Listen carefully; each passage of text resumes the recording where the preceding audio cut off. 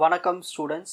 Next நம்ம பார்க்க போகிறது design issues and challenges of distributed system. ஒரு டிஸ்ட்ரிபியூட்டட் சிஸ்டத்தை டிசைன் பண்ணணும்னா அதில் நிறைய சேலஞ்சஸ்லாம் இருக்குது. அப்படி என்னென்ன சேலஞ்சஸ்லாம் இருக்குது? ஒரு பர்ஃபெக்டாக ஒரு டிஸ்ட்ரிபியூட்டட் சிஸ்டம் டிசைன் பண்ணிடலாம். ஆனால் அங்கே கொஞ்சம் ஒரு 0.% கொஞ்சம் எரர் இருக்கலாம். ஓகேங்களா? சரி, அந்த பர்ஃபெக்ஷன்ஸை கொண்டு வரணும். அதில் நிறைய சேலஞ்சஸ் இருக்குது. ஸோ அப்படி என்னென்ன சேலஞ்சஸ்லாம் இருக்குன்னு ஒன் பை ஒன்னாக பார்க்கலாம். Designing the distributed system does not come for free. Some challenges need to be overcome in order to get the ideal system. பர்ஃபெக்டான சிஸ்டம் உங்களுக்கு கிடைக்கணும்னா இந்த சேலஞ்சஸ் எல்லாத்தையும் பக்காவாக மெயின்டைன் பண்ணிக்கணும். சரி, design issues and challenges of distributed system are as follows. மொத்தம் 7 இருக்குது. முக்கியமானது heterogeneity, openness, security, scalability, failure handling, concurrency, transparency. இது எல்லாமே நம்ம கன்சிடர் பண்ணணும் ஒரு டிஸ்ட்ரிபியூட்டட் சிஸ்டமை டிசைன் பண்ணுறதுக்கு.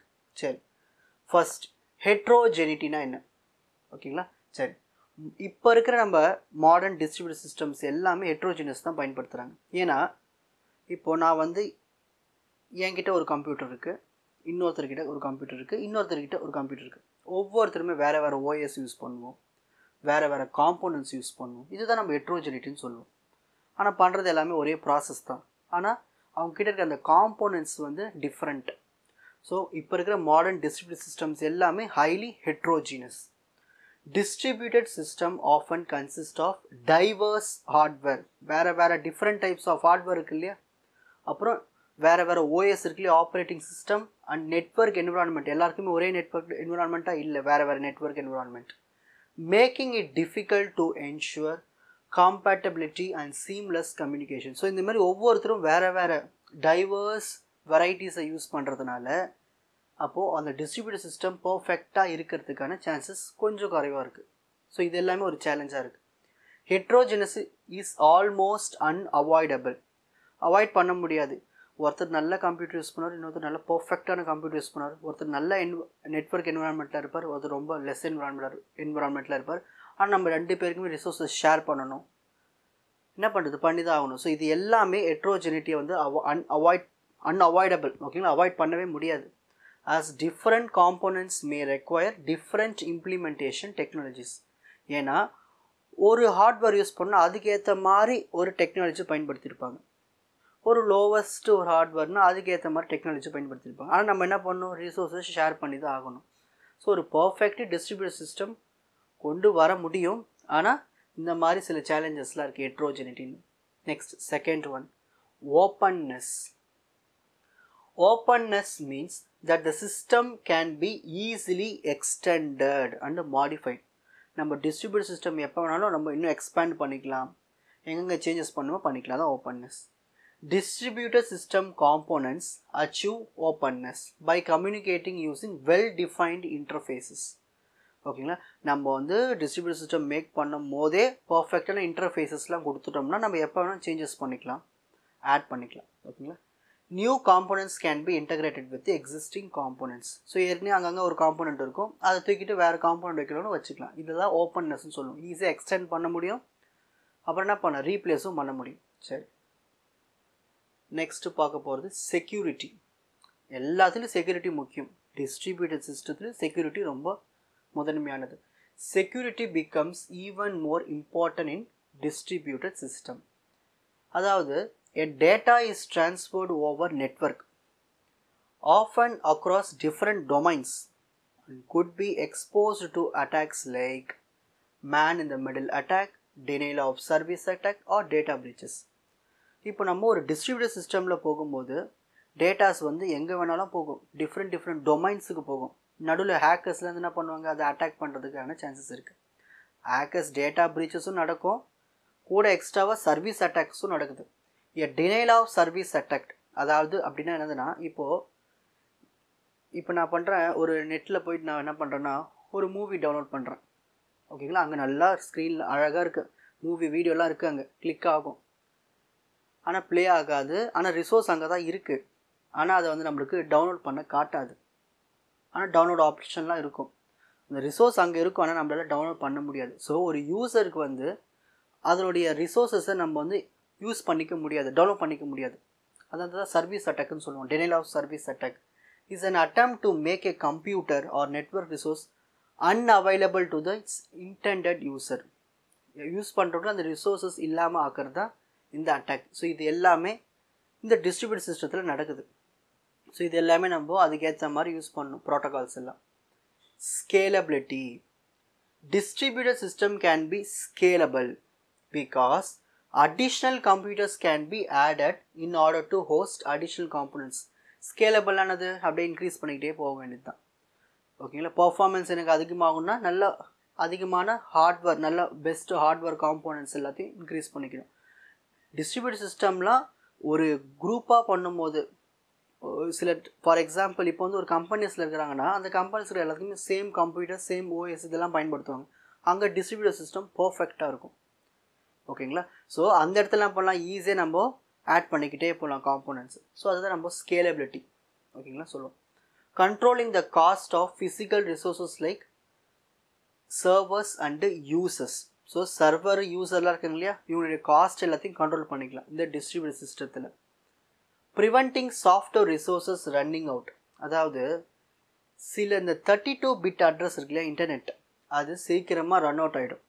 அதுக்கு பதில் நம்ம என்ன யூஸ் பண்ணலான்னா 128 பிட் யூஸ் பண்ணால் நம்மளுக்கு எக்ஸ்ட்ரா மெசேஜ் ஸ்பேஸ் கிடைக்கும் மெசேஜஸ்க்கு. ஸோ இது எல்லாமே இந்த டிஸ்ட்ரிபியூட் சிஸ்டத்தில் இருக்குது. ஓகேங்களா. அப்போ மோஸ்ட் ப்ரிஃபர் பண்ணுறது 128 பிட்.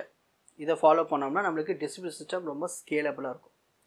சரி, நெக்ஸ்ட் ஃபெயில்யூர் ஹேண்ட்லிங். எல்லாத்துலேயும் ஃபெயிலியர்ஸ் இருக்குது, அதை எப்படி ஹேண்டில் பண்ணுறது? அது டிஸ்ட்ரிபியூட் சிஸ்டத்தில் எப்படி ஃபெயிலியர் ஹேண்டில் பண்ணுறது? Operations that continue even in the presence of fault are refer to as fault tolerant. இப்போது ஒரு 3 ப்ராசஸ் இருக்குப்பா டிஸ்ட்ரிபியூட் சிஸ்டத்தில். அதில் 3 ப்ராசஸுமே ஒரு டிஸ்ட்ரிபியூட்டர் சிஸ்டத்தில் கனெக்ஷனில் தான் இருக்குது. ஒரு ப்ராசஸ் ஃபால்ட் ஆனாலும் மற்ற 2த்துக்கும் எந்த பாதிப்பும் இருக்காது. இதுதான் ஃபால்ட் டாலரண்ட்னு சொல்லுவோம். Distributor system can maintain availability even at low levels. So இந்த டிஸ்ட்ரிபியூட்டர் சிஸ்டம் வந்து அவைலபிளாக இருக்கும், அதாவது ரிசோர்ஸஸ் அவைலபிளாக இருக்கும். அது லோ லெவலில் ஹார்ட்வேர், சாஃப்ட்வேர், நெட்ஒர்க் அவைலபிலிட்டி. இப்போ என்கிட்ட வந்து ரொம்ப ஃபஸ்ட்டான மொபைல் ஃபோன் இருக்குன்னு வச்சுப்போமே. ஓகேங்களா. என்கிட்ட நெட்டு ரொம்ப ஸ்லோவாக இருக்குது. என்ன பண்ண முடியும்? அந்த ரிசோர்ஸஸை டவுன்லோட் பண்ண முடியும் இல்லையா, அதுதான் சொல்கிறேன். Failure handling is difficult in distributor system because failure is partial. Some components fail while other continue to function. Starting சொன்னால் இல்லையா, ஸோ ஒன்று ஃபெயில் ஆனாலும் மற்றது எல்லாமே பார்த்துக்கும், மற்றது எல்லாமே அதோட ப்ராசஸை பண்ணும். Next 6th one, concurrency. Components in distributed systems are executed in concurrent process. அதாவது இப்போது நான் ஒரு மூவி அப்லோட் பண்ணி வச்சுருக்கேன். அந்த மூவியை ஒரே டைமில் 100 பேர் கூட டவுன்லோட் பண்ணுறதுக்கு வரலாம். ஓகேங்களா. அப்போது அந்த டைம் இந்த டிஸ்ட்ரிபியூட்டர் சிஸ்டம் என்ன பண்ணும், ஒவ்வொருத்தருக்கும் அந்த டைம் அலோகேட் பண்ணி அந்த ப்ராசஸை ஃபினிஷ் பண்ணி கொடுக்கணும். இதுதான் கன்கரன்சி சொல்லும். ஸோ டிஸ்ட்ரிபியூட்டர் சிஸ்டம் எவ்வளோ பேர் வந்தாலும் அது என்ன பண்ணும், அந்த ரிசோர்ஸஸை அலோகேட் பண்ணி அவங்கள டெவலப் பண்ண வச்சுக்கும். Components in distributor systems are executed in concurrent process. There is a possibility that several clients will attempt to access a shared resources at the same time. Each resources must be safe in a concurrent environment. Next, 7th one, transparency. Transparency na mood up. இப்போ கம்ப்யூட்டரில் நீங்கள் ஏதோ ஒரு work பண்ணுறீங்க, ஆனால் கம்ப்யூட்டருக்கு பின்னால் எவ்வளோ விஷயங்கள் இருக்குது, அது ஏதாவது நம்மளுக்கு தெரியுமா? தெரியாது. ஸோ அந்த மாதிரி தான் டிஸ்ட்ரிபியூட்டட் சிஸ்டத்துலேயும் டிரான்ஸ்பரன்சின்னு ஒன்று இருக்குது. நம்ம நினச்சிட்ருப்போம் அது வந்து ஒரு ப்ராசஸ் தான், ஒரு கம்ப்யூட்டர் தான் அந்த ப்ராசஸ் நடந்துட்டுருக்கு. ஆனால் அதுக்கு பின்னால் நிறைய மல்டிபிள் சிஸ்டத்தில், மல்டிபிள் ஹார்ட்வேர், மல்டிபிள் ஓஎஸில் ஒர்க் ஆகிட்டுருக்குன்னு நம்மளுக்கு காட்டாது. அதுதான் transparency. Transparency in a distributed system refers to concealment of the complexity of the system from users and applications. So யார் யூஸ் பண்ணுறாங்க, யார் அப்ளிகேஷன்ஸ் வச்சுட்ருக்காங்க, அந்த அப்ளிகேஷன்ஸுக்கும் கூட இதுக்கு பின்னால் இருக்கிற அந்த டிஸ்ட்ரிபியூட்டட் சிஸ்டத்தினுடைய காம்ப்ளெக்சிட்டியை காட்டாது, டிரான்ஸ்பரன்ஸ் பண்ணியிருக்கோம். அதுதான் concealment.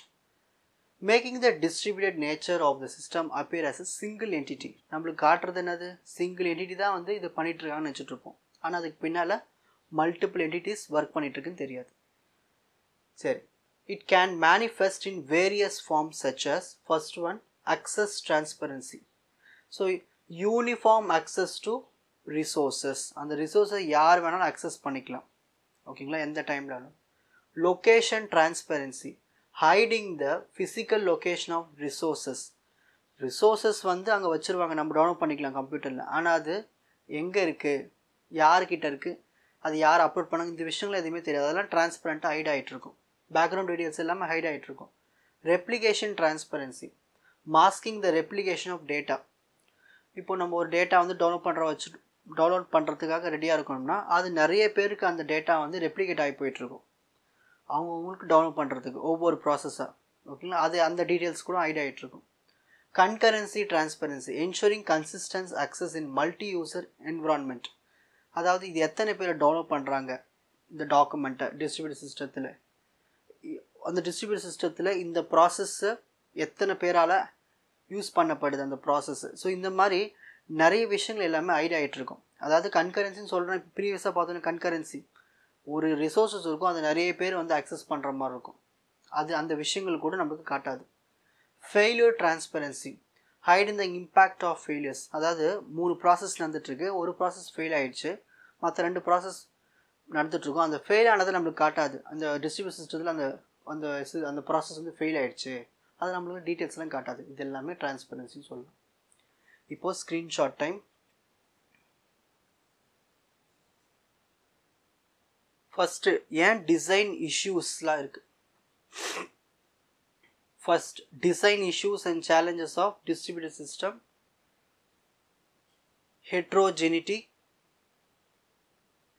openness, security, scalability, failure handling, concurrency, and final, transparency.